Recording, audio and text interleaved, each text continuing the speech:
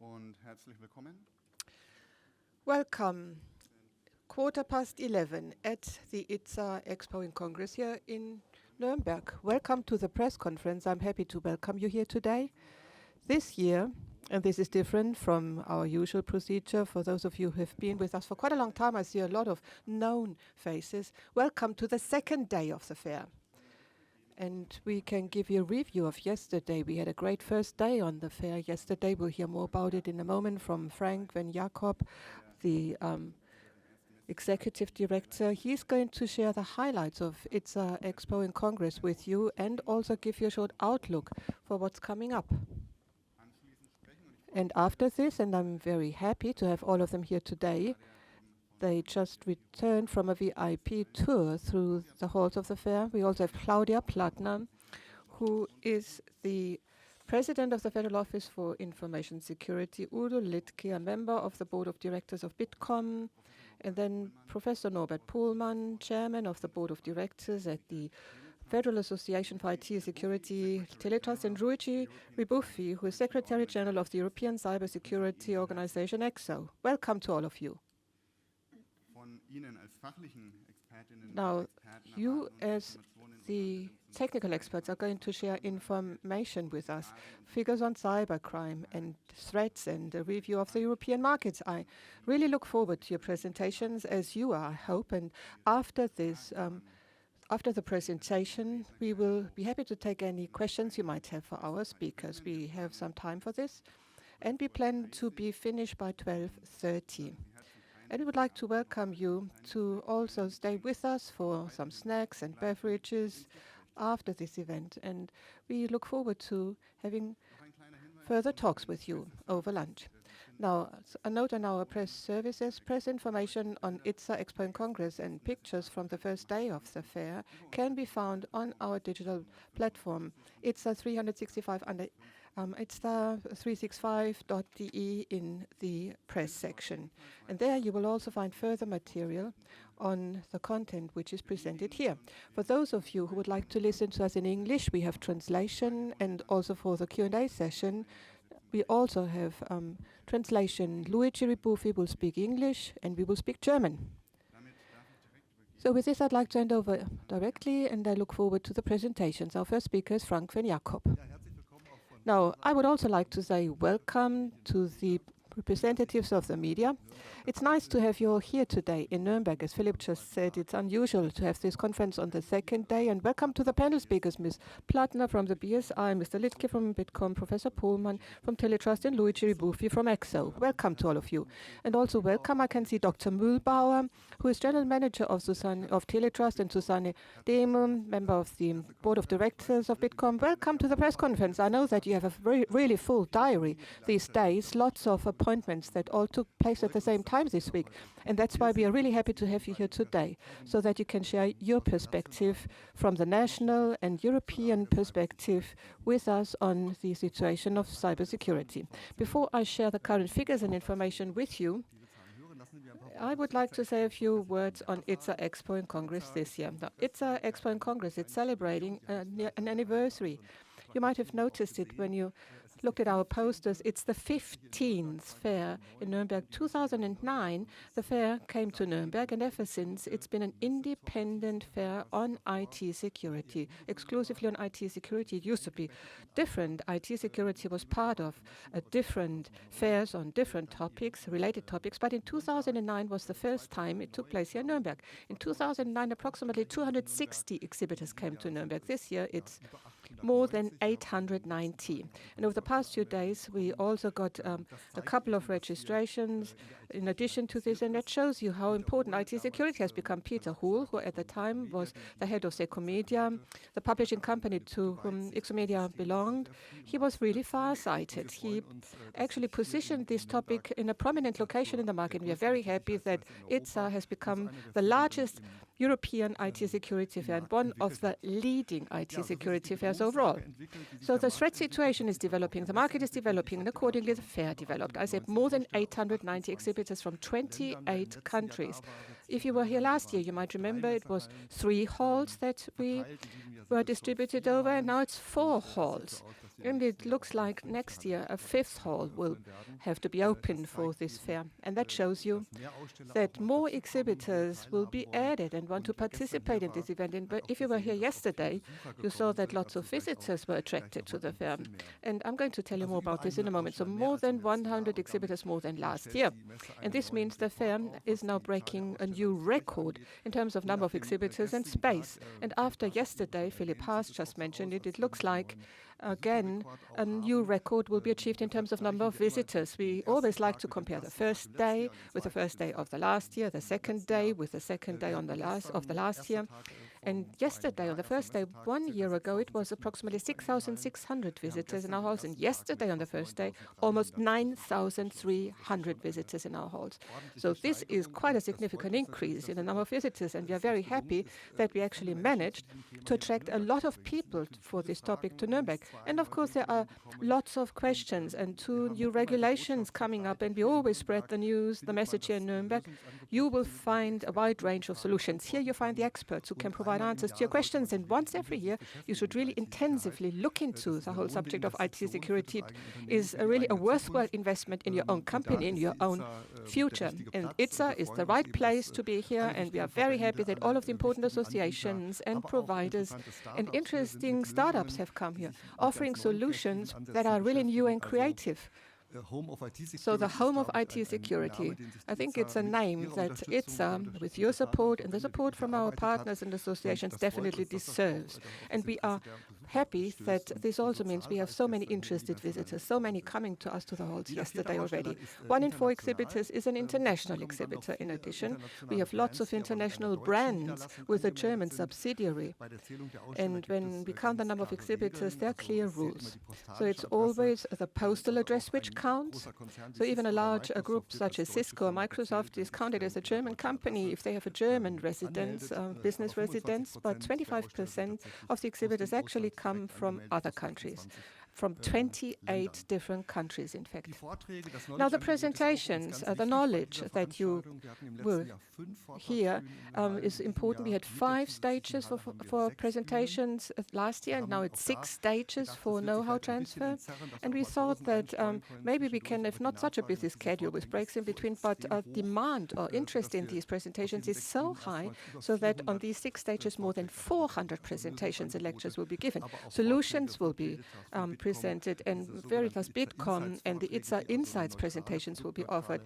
Insights means product-neutral, vendor-neutral perspective on IT security, and overarching information can be shared with the visitors. Now, our focus, and I believe that accounts for the success of ECSO, it's a very clear focus on IT security. When ECSO is written on it, it's definitely secure. ECSO means security, and the industry confirms it. We are maintaining this strong focus, but the current geopolitical situation and the amount of losses or the damage done by IT threats. Bitkom published its figures in August. Now this is increasing again. The threat situation is increasing, so we will have plenty of work to do over the next few years, and we never get bored when it comes to IT security and how to protect it. And we are very happy that we have the privilege of developing this together with you. On Monday, the Congress program already started. It's another important pillar for ECSO. These are the half-day events in the Congress Center, 56 sessions on 3 days. And that's a very tight schedule once again. And this includes the annual convention of the IT security officers of the states and local or regional local authorities. They have been meeting here for many years to get further qualification and further knowledge. And then on the Monday evening, we had the reception by the Bavarian state government in the Ministry for Finance. Yesterday was an excellent day. As I already said, more than 35% increase, a growth of number of people coming to the fair compared to last year. And we went through the halls with our VIP tour, and the halls are very busy. Lots of people talking to each other. So we are really confident that the next 2 days will be just as successful. For today and tomorrow, I'd like to draw your attention to some highlights in our program. I mentioned the startups before, and at ECSO they are really important to us because particularly young and small companies should actually be attracted to ECSO. We have special packages for the startups, which can easily be financed and don't mean a lot of preparation work that would be required. But it's very important for the startups to be here so that we can participate in their new ideas. In Hall 6 and Hall 9, we have special space, 20 startups all together. So special display areas in Hall 6 and 9, and just take a look at what young and innovative companies are thinking of and what solutions they can offer for IT security. For the 7th time this year, we are also conferring the Athene Startup Award up 24 at ITSA, together with the Athene Institute in Darmstadt and the IT Security Cluster in Regensburg. And this is something that's very close to my heart, because 7 years ago I helped to initiate it, and this year for the 7th time we are now conferring this award. Now the pitch is going to take place this afternoon in Forum F, which is in Hall 9 at 3:30. Approximately 30 startups registered and 5 are on the shortlist now. They are going to give us the pitch in Hall 9, Forum F, and the Startup Award well, up 24 will then be conferred. And we are very happy that the industry is supporting the Startup Award with a sponsor money, so that we also have a prize money that comes with it, approximately 15,000 euros for the winner and the second and third place. And that's an important segment, that the established major parties can see the potential offered by startups for IT security. Tomorrow, we also have a fixed date at 12 o'clock. We have the special keynote for the 10th time. In 2015, we started with a keynote. Edward Snowden joined us live from Moscow. Now, that was really quite ambitious. What could we offer after this? What could we put on top of this? But I think we always find quite interesting keynote speakers. Not always are people familiar with their names, but we always try, after almost 3 days of an exhibition, we try to win a speaker who gives us a glimpse of the future, telling us where we are going from here, what will move us. So keynote, which is interesting both for exhibitors and visitors. And this year, it will be a speaker from Switzerland, Peter Hacker. That's his real name, believe me, Peter Hacker. Of course, very appropriate for ITSA to have somebody called Hacker giving a presentation here.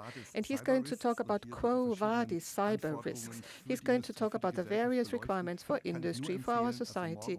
I highly recommend it. 12 o'clock tomorrow, Forum C in Hall 7. Then you probably noticed that this year we don't have a printed fair guide. It's a digital guidebook that you have now. And the advantage being that the visitors and US media representatives find it even easier to prepare yourself. Everything is optimized on your smartphone, the accompanying program, the exhibitors, whatever you want to find, whatever you are looking for on the fair, you can find it even more easily. That's new this year. The digital platform ITSA 365. We initiated it in 2020, and it's very popular.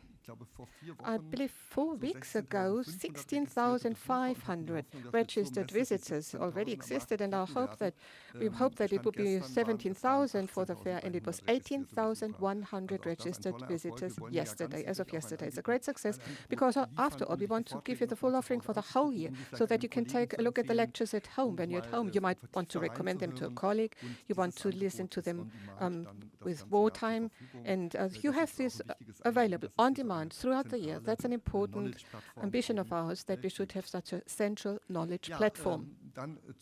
Right, to conclude, a personal comment for me personally, it's going to be the last ITSA that I'm going to accompany here, because at the end of the month I'm going to retire.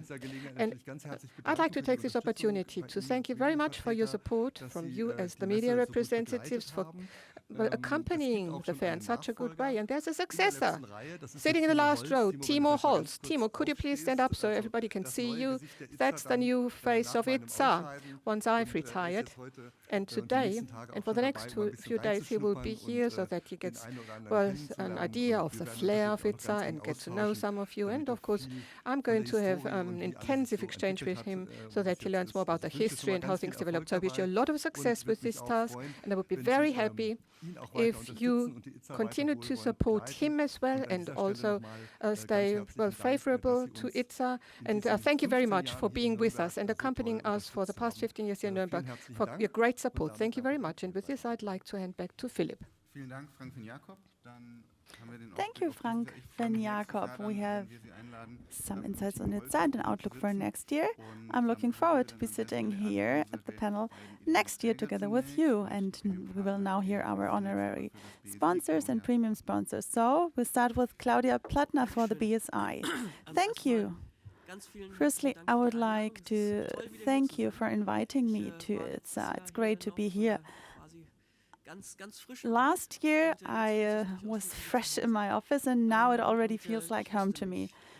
And, well, this thing about the end of the month, that was new to me, but that's why I was so surprised. So thank you for everything that you have established in the past few years. A plus of 40%, that's something you have to achieve, and it shows the topicality of cybersecurity. And as we all know that, and we all want to work together, we really put forward the topic of a cyber nation last year. We wanted to have one common brand where we can tackle this topic together.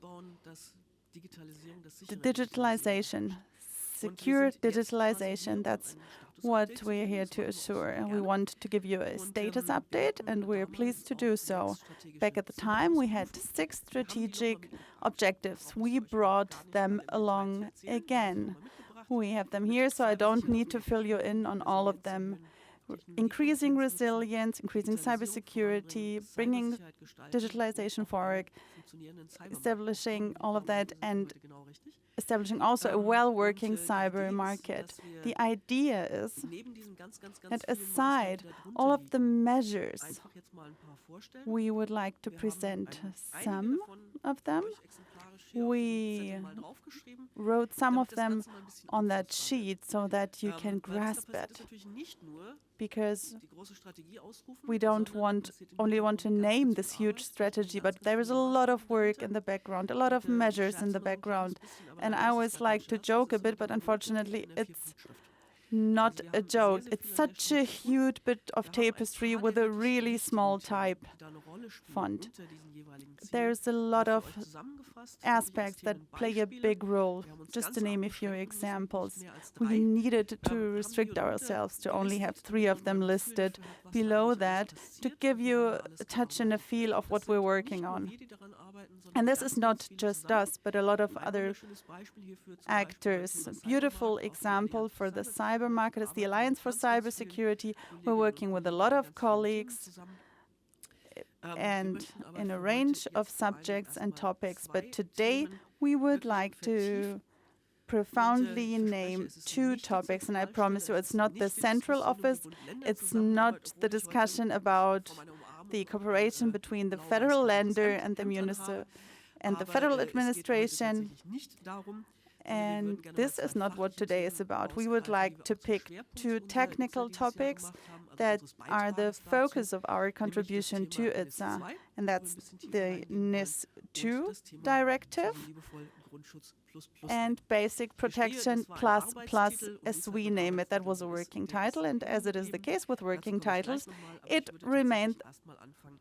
And now I would like to start with the NIS2 directive. That's an EU directive that is being transitioned into German law with the NIS2 Transformation Act. And it's a long title, but the decisive point is it's an EU directive that we need to translate into German law. And this results in massive changes, especially for all types of organizations in Germany and throughout Europe, which perform IT, which use IT. It's not only Germany, all other countries in EU need to do that too. That is why today and tomorrow, it's not only us here for Germany, but also the EU Commission. The head of ENISA, Johan Lippesa, will be here. And I'm really looking forward to hold some lectures together with him. This is great, because the companies always tell us the success of this translation into national law will show whether we can harmonize this on a European level. What will happen with NIS2? Opposing the current 4,500 companies that are concerned, we will have 29,000, which will be bound by law to more intensely deal with the topic of cybersecurity. And that's two categories: the really important companies and the important companies. It's the essentials and the important companies in the English language. And the critical point is we have two categories which have differing obligations laid down in NIS2. In the end of the day, it's important to deal and to tackle your cybersecurity. That's the incentive why you should do it. This pertains to companies, public institutions. It's a lot of organizations, 29,000 companies in total. We as BSI will also monitor that implementation.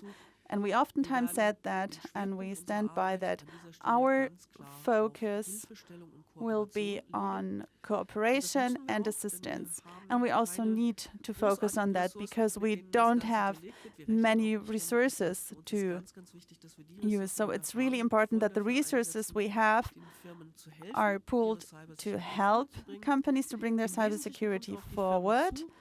So what will the companies have to do? They will have to register. And we are also listed in that category. They have to provide evidence.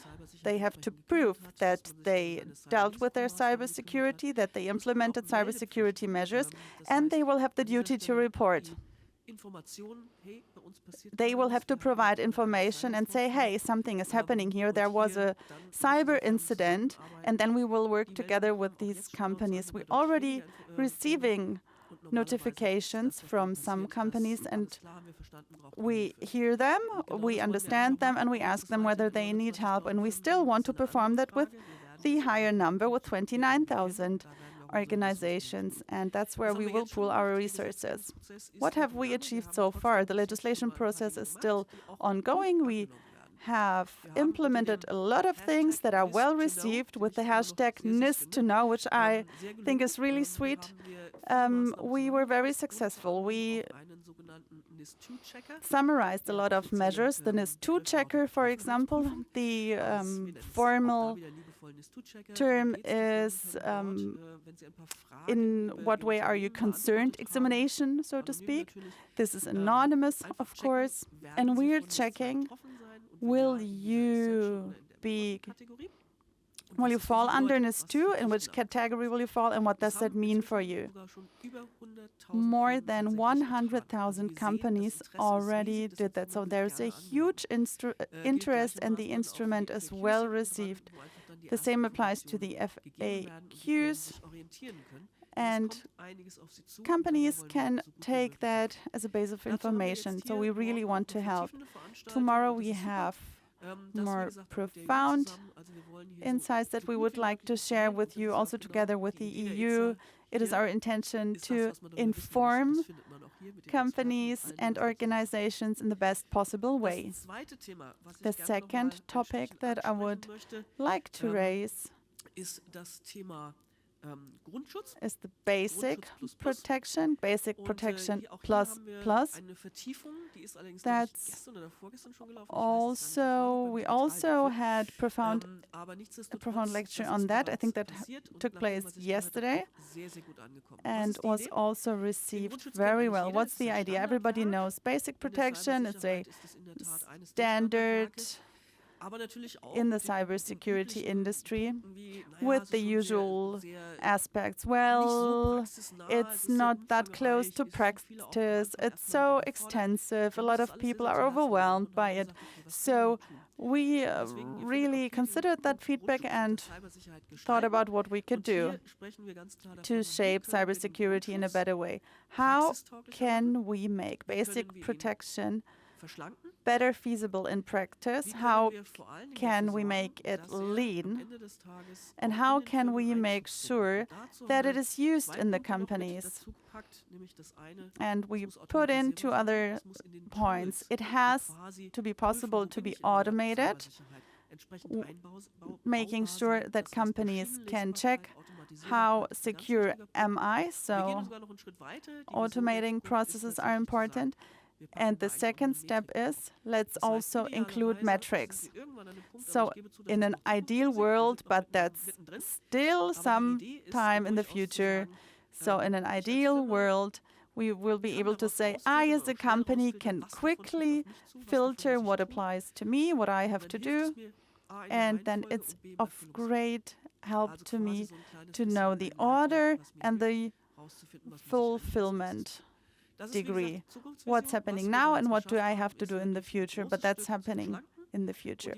We made it leaner and we enabled machine readability. So we're taking great steps. We presented that 2 days ago, and I promised you that I will provide a little status update. So we're very happy about that. We're happy about the feedback we received. In the regulatory sector, aside NIS2, where we still need to change some things, we still have some wishes and desires that I will not go into more detail today, but there are still some topics where we can get better.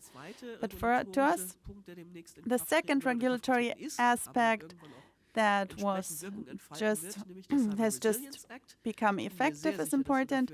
That's the Cyber Resilience Act, and I think we will hear a lot about that at ITSA also with our new colleague, I think, in the upcoming years. This is going to be a big topic. Those of you who know me know well that I'm not standing up for more regulatory measures. Nevertheless, we are facing the situation saying that the regulations to come, also the regulations from Brussels, Germany approved, they show the absolute need and urgency of what has to be done in the cyberspace. We, as the BSI, want to work together with ITSA and all our partners to make sure that we manage that. We know it's hard work. We're doing our bit. We're doing anything. We are getting up in the morning to make sure that it works, and we can succeed together. We know about the investments that need to be made, the resources we need, but we're absolutely positive that this will work out. And again, we've made the experience that areas where we are very well protected are making lives harder for attackers and are reducing cyber attacks. So we need to make sure that this works out. We put up a lot of measures. We brought some of them along today, and we will provide profound information on them here at ITSA. We will show you this works, and that's why we wanted to give you a status update of what we have achieved so far and that it goes in the right direction. Thank you very much. Thank you, Claudia Plattner, for the status update on the Cyber Nation. Let's now take a look at the situation and the damage and the loss incurred. Bitkom has actually collected the figures. I'd like to hand over to Udo Littke. Thank you. I would also like to say welcome to all of you. I'm happy to be here for the 4th year in a row as a representative of Bitkom, one of the honorary or conceptual partners or sponsors here, because for the digital industry, cybersecurity, security in the digital space is at the very heart of what we are doing, and that's why we are happy to be here. And let me anticipate this. Mr. Venjakob, the very best for the future, and thank you for the strong support. It was a surprise also for us that what you just announced, but thank you very much. Ms. Plattner already talked about the threat situation in cybersecurity and the current measures taken by politicians. And this is really urgent because, headlines like millions of customer data published on the darknet or the company so-and-so became the victim of ransom attacks. We have become used to this kind of headline, unfortunately. And the serious effects that a failure of an IT system can have was made clear in July, for instance. Worldwide, airports, airlines had to stop working and companies had to send their employees home. Also, in this particular case, it was not cybercrime which was the cause, but there was a failure to make a proper software update. 2/3 of the companies are saying in their annual study that for economic protection, that a cyber attack could threaten their very existence. 1 year ago, it was about half of this number. 3 years ago, only 9% of the companies said it was life-threatening for them. 9, 50, 2/3. And now 53% of the companies are saying they are well prepared for cyber attacks. And this preparation is definitely required, we believe, because it's not really a question of whether a company becomes a victim of a cyber attack, but when it becomes the victim of a cyber attack, not if, but when. And the study shows it within 1 year, 81% of all companies were concerned by the theft of data, IT devices, and digital and analog industrial espionage or sabotage. Another 10% suspect that they became victims of this. This uncertainty results from the fact that often traces of cyber attacks cannot easily be secured. It's not like when you have a physical burglary in your company. In 23, the shares were 72 and 8%, and the loss incurred as a result of analog and digital attacks from 206 billion that we talked about last year has now increased to 267 billion euros. So that's the total loss. And the record value of 224 billion from 2021 is exceeded in this way. Now, the attacks from organized crime and also from international intelligence services, secret services, are increasing. And the main basis for these attacks are Russia and increasingly also China. That's how we see it.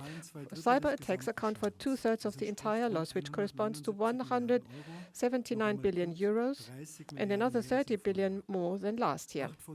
8 out of 10 companies in the past 12 months reported an increase in cyber attacks, and for the coming 12 months, 90% of the companies expect more cyber attacks, and the remaining 10% assumes that it's going to be an unchanged high level.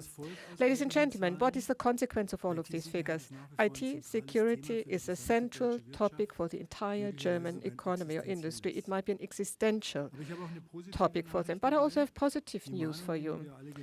Now, we have warned people over the past few years, and this is now bearing fruit. This is now showing an effect. The companies have understood the message. On an average, companies this year are spending 17% of their IT budget for IT security.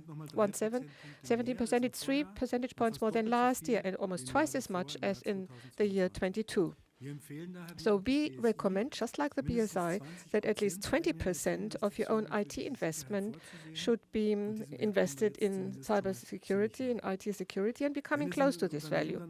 Now, if the companies understand that emergency scenarios are also necessary and that regularly you have to train your employees so that you can detect cyber attacks at an early stage, and once companies have understood that, then we make a lot of progress. And a platform such as ECSO can make an important contribution to this, but not only the companies are saying that they are investing more in IT security, this positive trend is also reflected in the current market figures for IT security, which I, for the opening or for the press conference, which I can share for the first time and exclusively today. For the first time this year, for IT security, more than 10 billion euros will be invested. And the Market Research Institute, IDC, calculated the figure.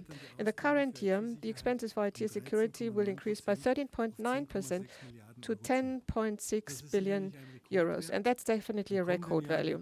In the coming year, another increase is expected once again by approximately 13% to 12 billion euros.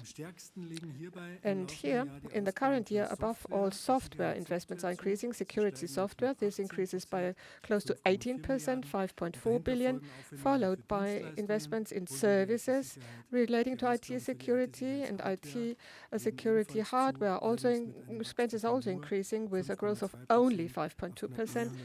Approximately 940 million is the total figure, so the growth is not quite as high. So I talked a lot about cybersecurity in the German industry, and certainly at a fair such as ECSO, it's really quite natural and probably to be expected by a representative of a digital association to talk about this, but security in the analog and digital spaces have to be combined more, and we need appropriate regulations for this. And over the past years, a lot has happened here. Currently, we believe we are in a crucial phase when it comes to this implementation. Claudia Plattner talked about it, NIS2, that the critical overall law and the objective here is physical and digital safety and security of critical infrastructure must be reinforced. This has been further expanded. And we believe that, and I have to be cautious here, I think implementation could work a little bit better. NIS2, after a long wait, just recently arrived in the Parliament. With the CRITIS law, we have been suspended in an undecided situation for quite a long time. So the implementation period, European implementation period, has not been achieved. Next year they might become effective, and the delay for the CRITIS law is really quite worrying, because we only have not a lot of time left during this Parliament's term, and these are very important laws that have to be passed as soon as possible. Now together, and only on an EU-wide basis, can these laws actually achieve their purpose. So here I'd like to appeal to politicians and administrators. There should not be any exceptions for public institutions when industry is now really trying to act on these obligations. Every exception creates weakness, and this weakness could endanger our security and safety for the whole of Germany.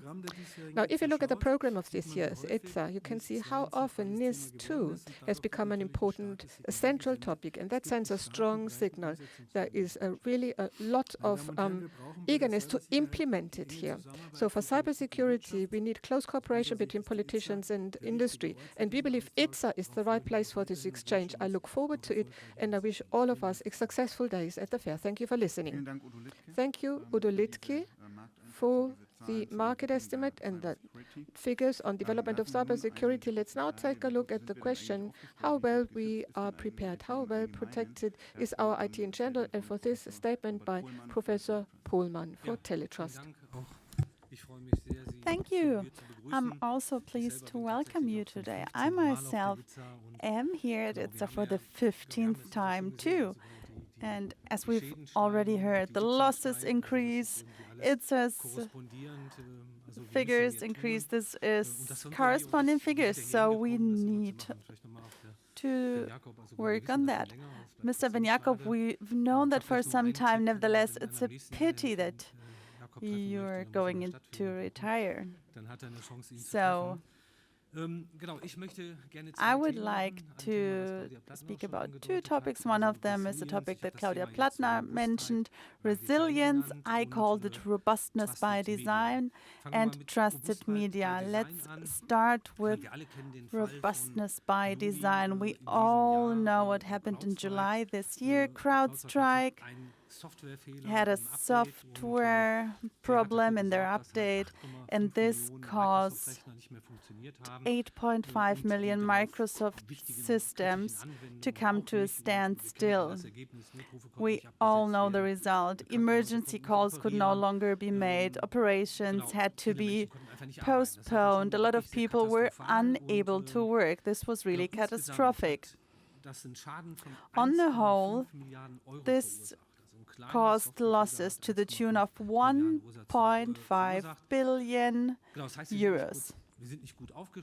We're not well prepared, we're not well positioned yet, and I would like to analyze that incident together with you. Let's have a look at CrowdStrike. That was a software problem for CrowdStrike. Okay, we have to say a software company needs to deliver software that is good, but it needs to be clear to us that software will never be 100% secure. So the concepts that we have need to make sure that we accommodate software problems, that we know how to solve them, that we know where they can lie.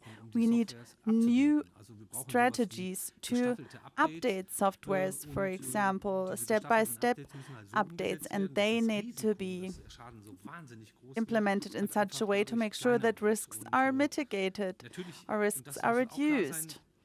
And it has to be clear. It is important to make updates available as soon as possible and to install them and to make sure that they have a higher degree of quality. Let's have a look at the incident from the perspective of Microsoft. How can it happen that a software problem of a third-party provider can cause problems on Microsoft systems? Microsoft is using monolithic, really old operating systems that should not be present in a modern digitalized world. So that's something we need to bluntly point out. How can such a small software problem cause such big losses? And we need to make that true for all devices, smartphones, notebooks, PCs, cloud solutions. We need secure IT structures preventing that. They need to be more robust to make sure that in case of problems or attacks, not everything falls apart. So what does that entail? What's a secure IT security architecture? It's typically a small software base that is used, which then uses small updates that are distributed. And this strong isolation makes sure that if there's a problem in one place, it can be isolated. And if such an attack or a mistake comes up again, it doesn't make the entire system fall apart or break down.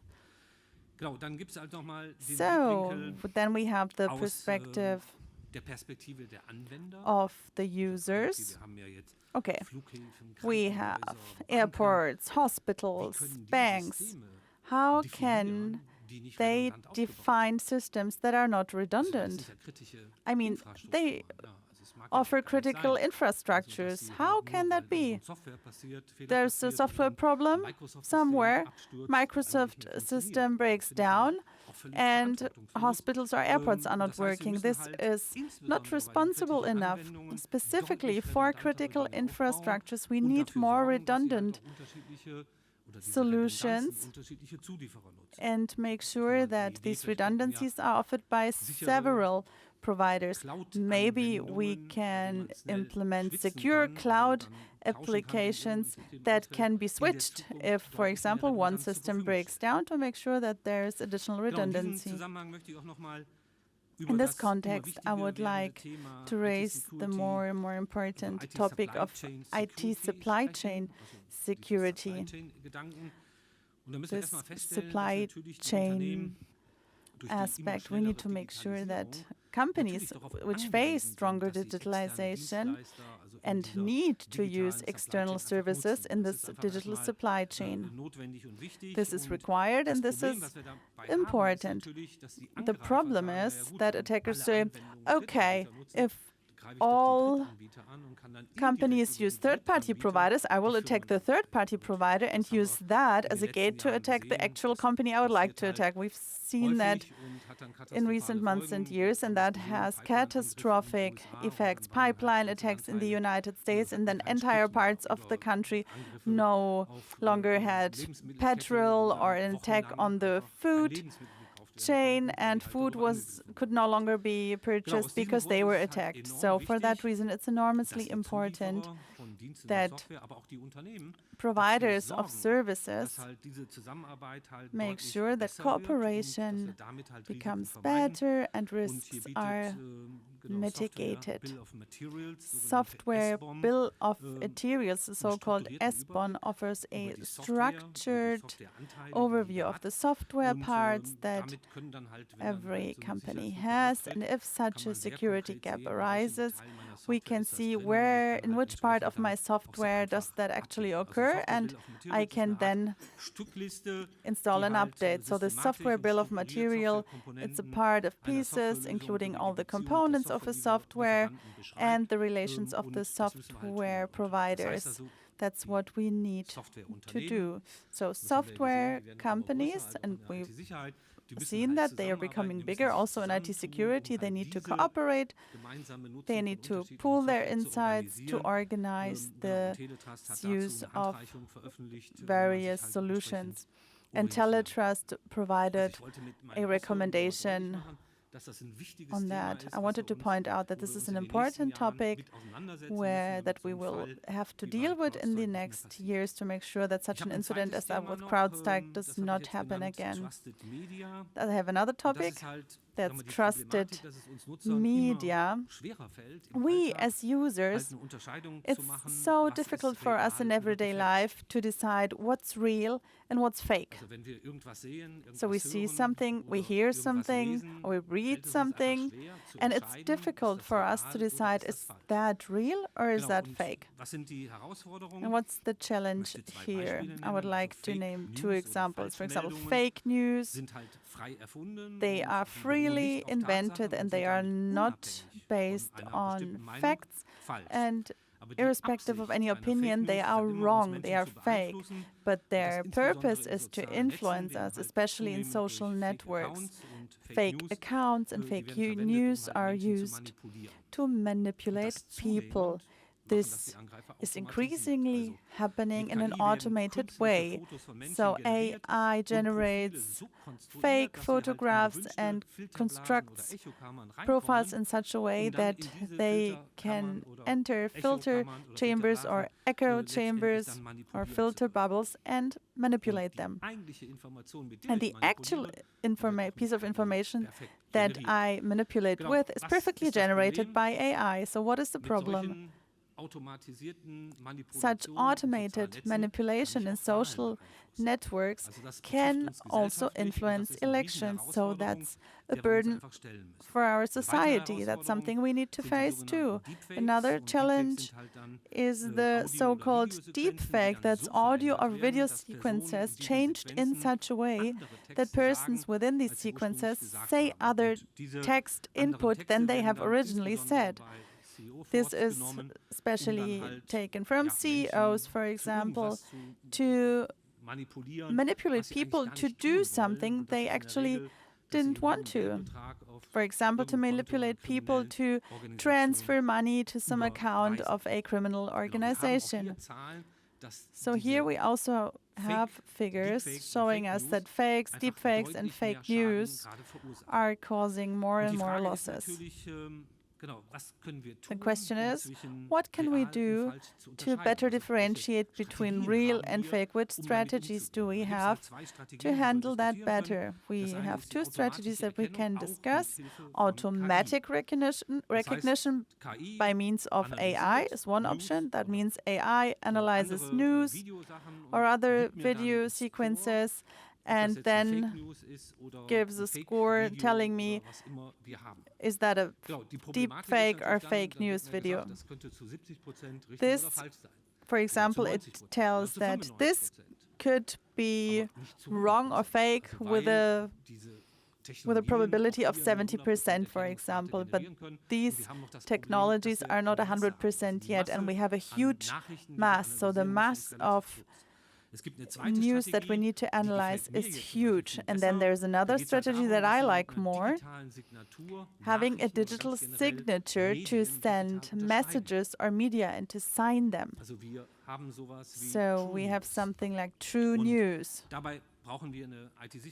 And we need an IT security infrastructure, making sure that editors or publishing houses can digitally sign their news and thus in a documented way take over the responsibility for the news distributed.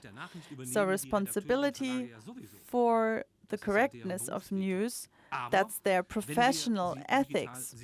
But if we additionally sign them, the readers can verify the signature and understand, okay, this is true news from a real editor or a real publishing house. So we as users are enabled to examine the truth of the news. I think we should do more in that respect in the future, because this relates to us as a society. At ITSA, I named two challenges, but here at ITSA you will see plenty of more challenges, but you will also see new concepts and innovations, how to deal with that. The two topics raised are surely topics that we will need to implement in the next years together. Thank you very much for your attention. Thank you, Professor Pohlmann, for the technical perspective. It shows us that a lot remains to be done, and certainly a lot cannot be done by one nation alone. We need an international context, which brings me to our fourth speaker, Luigi Rebuffi. Luigi Rebuffi will speak for ECSO, and he can tell us about the market from a European perspective. Over to you, Luigi. Thank you, everybody. I will thank you to the translator who made me a very smooth translation until now, so I managed to follow despite my marginal German. So thank you for Frank for the invitation. I'm very pleased, and I'm sorry to miss you, but I hope that Timo, we will continue for sure the cooperation in the future, and quite impressive. I mean, the word which is coming to my mind, how you're developing, is massive. ITSA is becoming massive event, not only the leader in Europe, but also I think that we could do even better, and because it's still, to my eyes, it's still very much German, even if you have more companies and so on.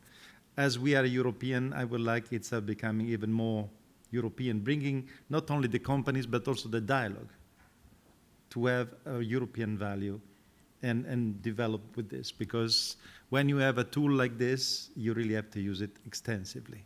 So let's see how you can do it for the future.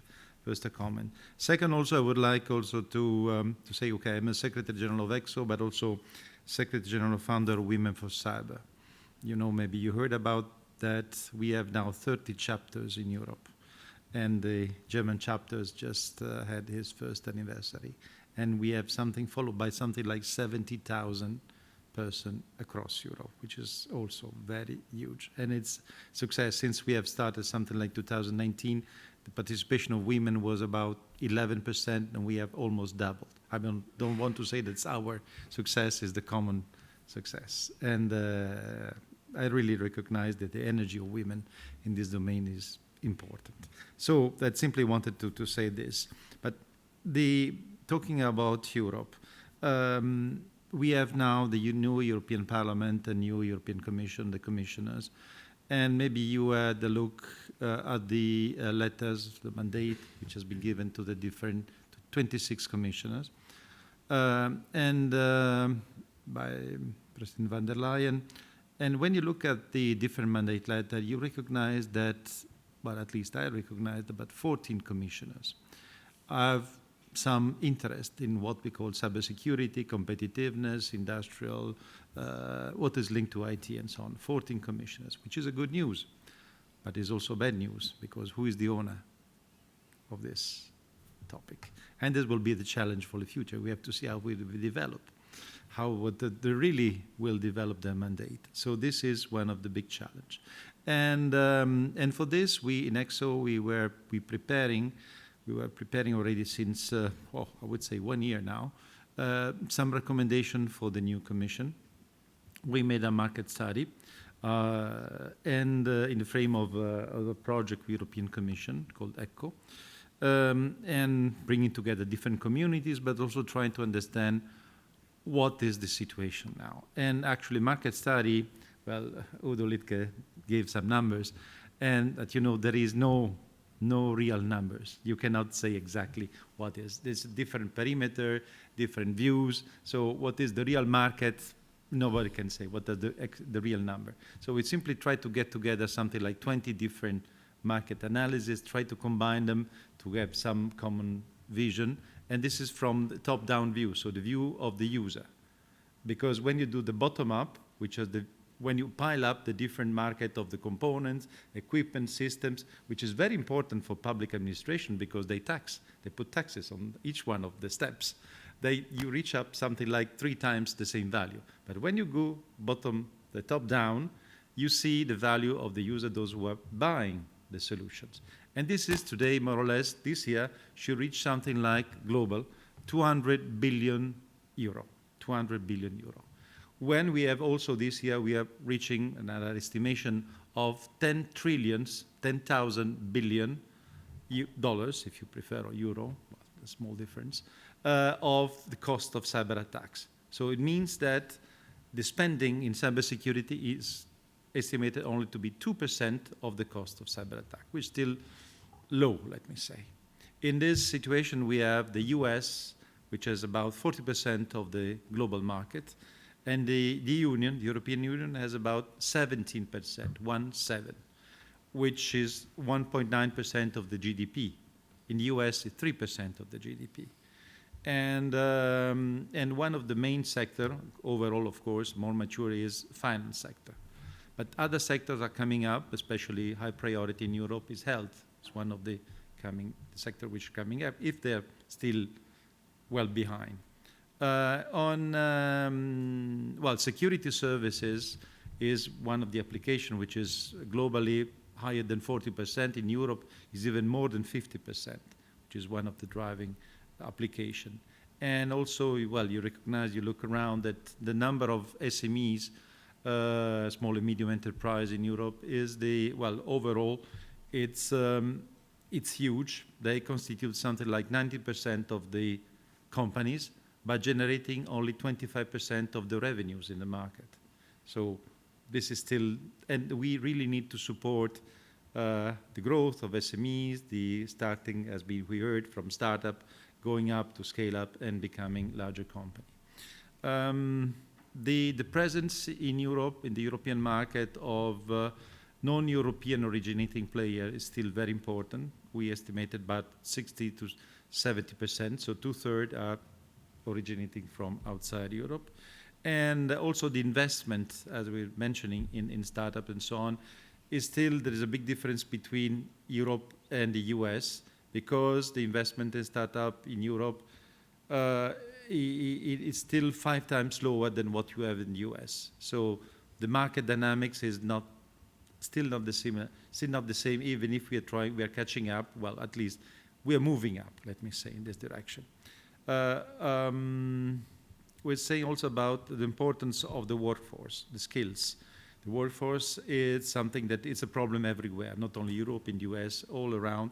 We need more people. And this is what actually the origin of the story of Women for Cyber is, not for politically correct reason, simply because we cannot forget 50% of the population automatically.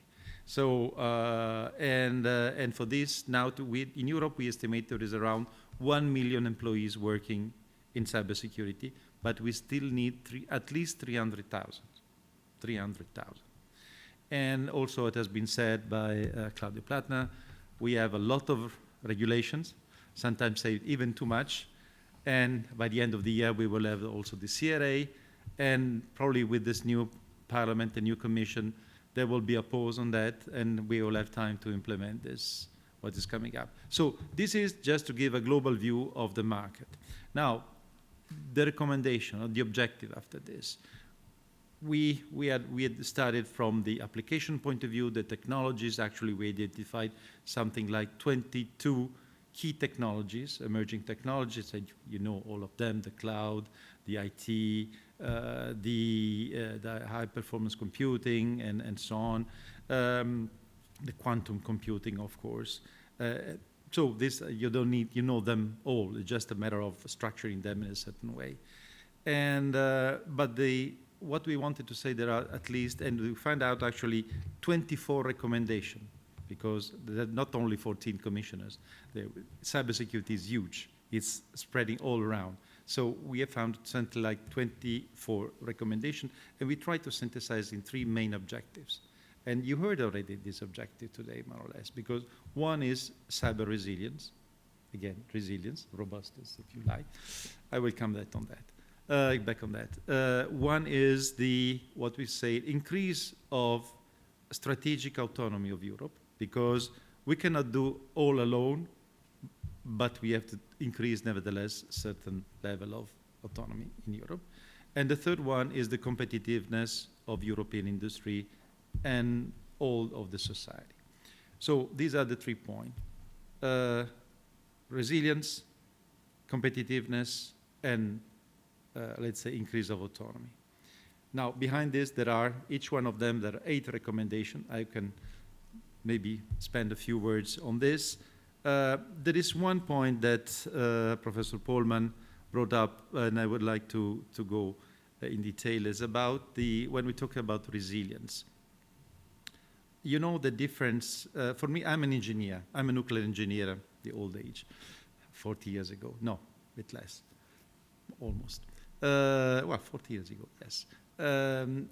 So for me, resilience has a clear word. Then it has been adapted to many things. But for me, resilience is something which is inherent to capacity of a system to support a certain strength, a certain attack. And for me, it's much more important, much more realistic than cyber security, because security, when you do certification or something, you do against a certain defined threat. So you define the threat, and this is the response, how you build up a design of a system against a certain attack. On resilience, you have to respond to whatever is happening. So you have security and also safety, which is important criteria, because safety is something that you did not expect, is not intentional. Security is intentional attack. Safety is non-intentional attack. So resilience is much global. And this is also what he said, because if you think about, and if you are a journalist or in the media, you understand also the difference between disinformation and misinformation. Disinformation is intentional attack against what is the truth. Misinformation is non-intentional. It happens that you propagate some information which is non-correct. And AI is actually helping also this, but social media and so on. So disinformation is like security, misinformation is like safety. But all they contribute to the resilience of the society, because then you have a problem. Even with misinformation, you can destroy or disturb the society. So resilience is really a key topic for all our society and for cybersecurity. Resilience of critical infrastructure, resilience with respect to this attack, and we need to improve cyber threat intelligence and information sharing. We need to improve the education and hygiene of all the society, coming from the students, but also to the decision makers. And so this is about resilience. Then when we talk about strategic autonomy, there are something where Europe needs to improve is Europe is spending a lot of money in Europe, but also the countries, in research. But this research is not going enough to the market. We need to bring research to the market in a more efficient way. This is not only for cybersecurity, everywhere. So this is really something that we have to be more attentive. Something which will coming up also very strongly is European cyber defense. We try to look maybe at the dual use, because defense at the end depends who are the final customer. Dual use is something like the technology is 90% the same, but cyber defense is coming up at European level very strongly, and it's part of how Europe is growing its autonomy in the domain. And also, but it's not only technology. Again, we spoke about skills. Also, skills and competence is important to grow a certain level of autonomy in Europe. And legislation and regulation are also important to drive Europe in this direction. And for me, while for public administration and the industry, it's a challenge. It's a real challenge to implement NIS2 and CRA. For me, I see this as a support to the maturity growth of Europe. You know, when we speak, we have created a network of CISO around Europe. Now we are more than 550, and they make some comments which can be discussed about this legislations. But everybody say, yes, nevertheless, this will enforce the growth of the maturity across the countries and our system. So that's the positive point of view. And at last, the competitiveness. There is something that I preaching, let me say, in Brussels for many years, let's say 2011, first time discussed, the fact that we need a European cyber security industrial policy. You know, in Europe, we're doing a lot of activities, we finance a lot of things, but unfortunately, I would say we don't, as industry, we don't see exactly how this bring together.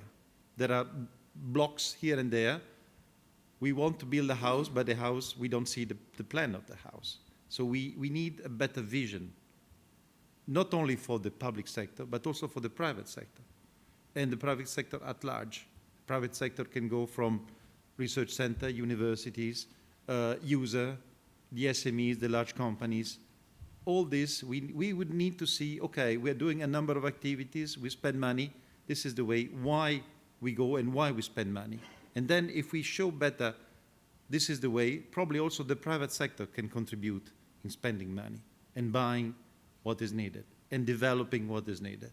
This is still missing somehow. And this will also increase the competitiveness of European industry, the creation of new strategic technologies.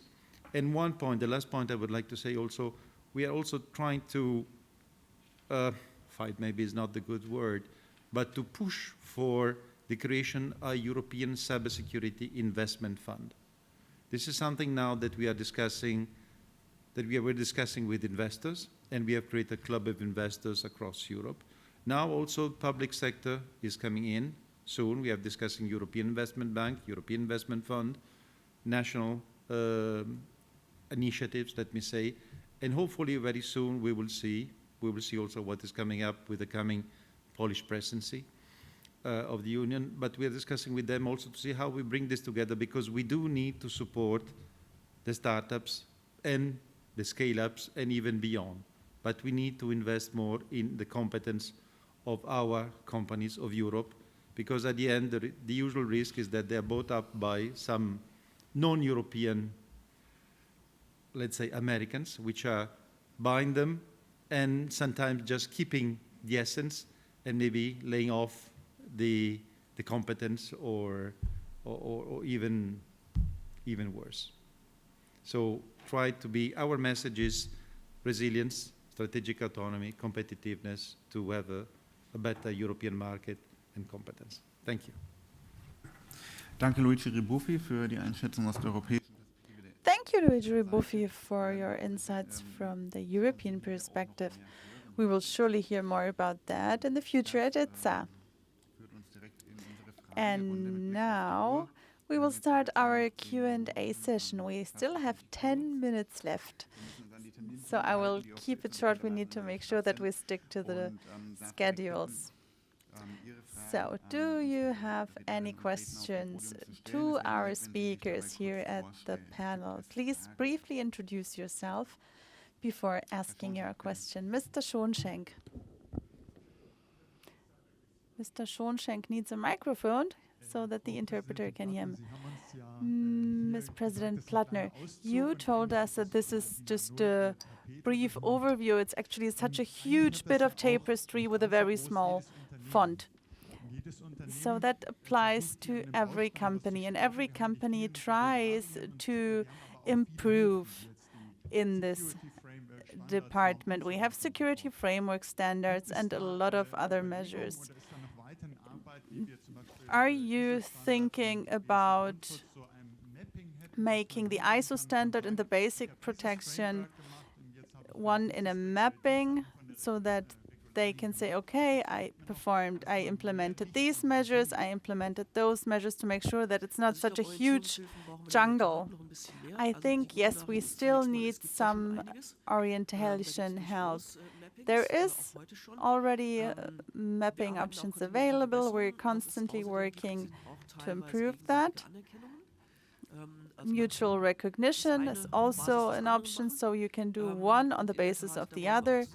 And we want to make sure that in the future more modules are possible and their recognition becomes possible, because that helps with all types of certification and the like. There are also recommendations and instructions and infos. So it's still a lot. We need to intensely deal with that, find ways to make it easier, but we're not starting from scratch. That's the good news. Associations can help us, and they also already provided some recommendations in that area. So we're still working on it. Our work has not been completed yet. This needs to be made easier, but we've detected the problem and we're working on it. We know that. Gibt es weitere Fragen? Do you have any further questions? Ich sehe gerade keine. I Hände see none. oben. Oder Herr Schoncheck noch einmal? Or Mr. Schoncheck, would you like to ask another question? We also heard that here at ITSA startups receive an award. So we have beautiful small plants that are growing here in Germany and in Europe and everywhere else. But there is still the tendency that these successful, beautiful plants are taken over by strong market players. And I have a security investment fund, for example. What could we do? We don't want to exclude the other market players, but increase our own autonomy. So which approaches do you have? Which approaches can you report about?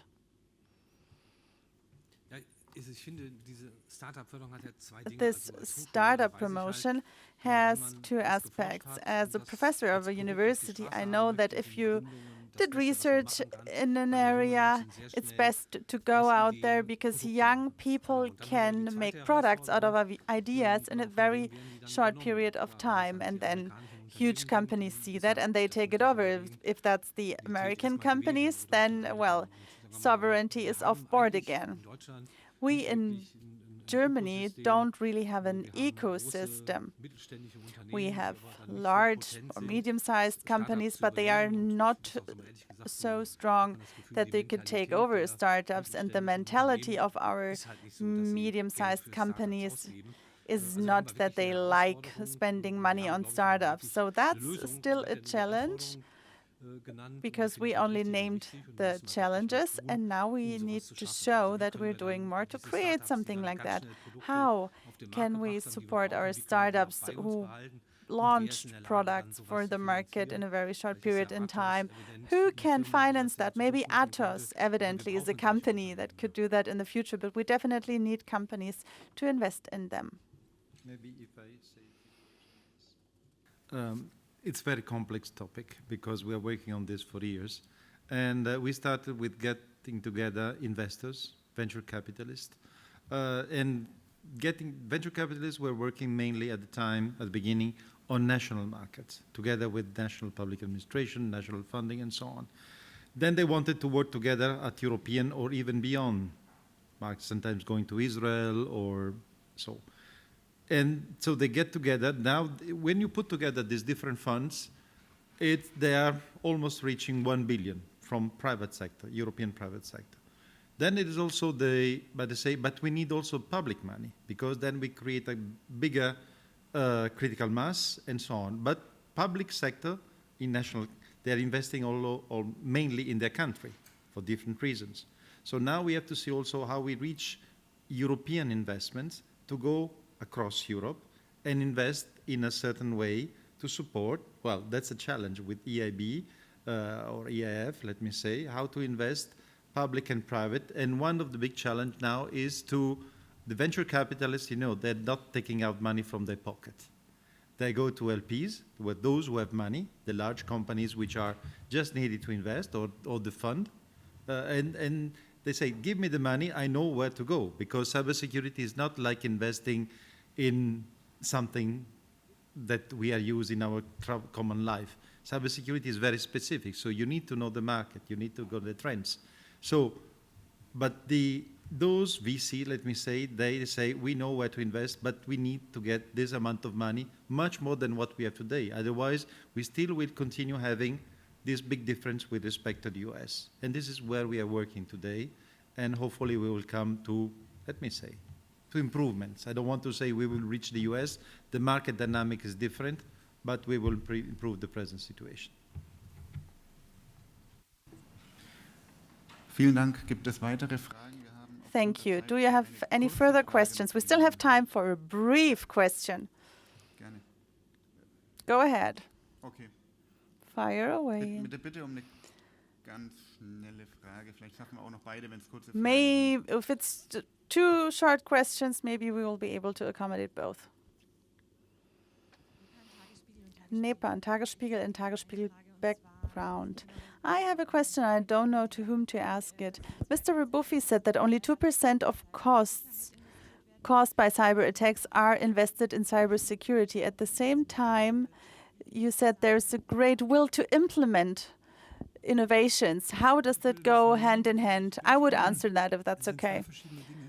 So it's two things. The 2% and the investment in cybersecurity, they fit together. 2%, that's the invest of the companies, and 200 million, that's the losses. And the will to implement innovations and more security, that's what Ms. Plattner already said. We use the checker.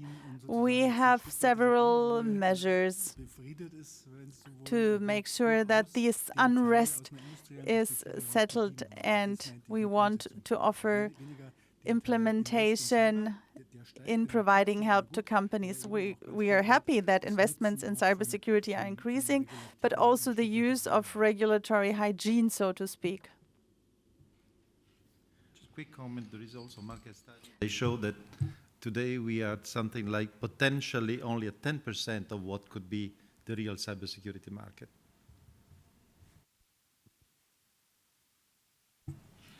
Okay, dann, wenn es keine weiteren Ergänzungen gibt. If there are no further remarks on the panel, we have another question.